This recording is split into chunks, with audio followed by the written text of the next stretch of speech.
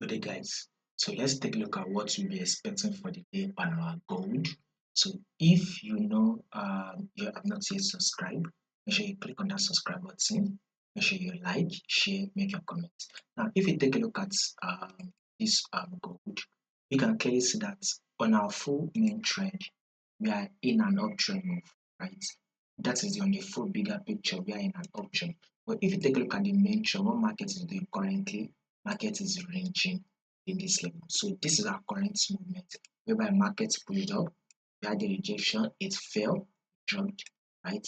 Market pushed up again, we had a rejection whereby it dropped, right?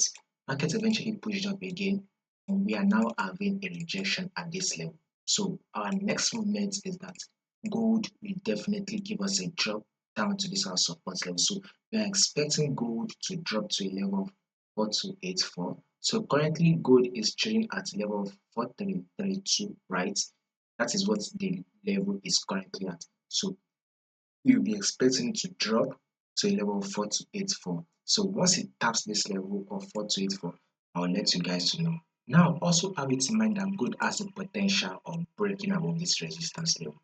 It has it. So if in case gold push up and break above this resistance level and also close above our resistance level, which is on your 4-hour time frame, you might want to wait for it to give you a pullback to retest this your resistance level before it push up.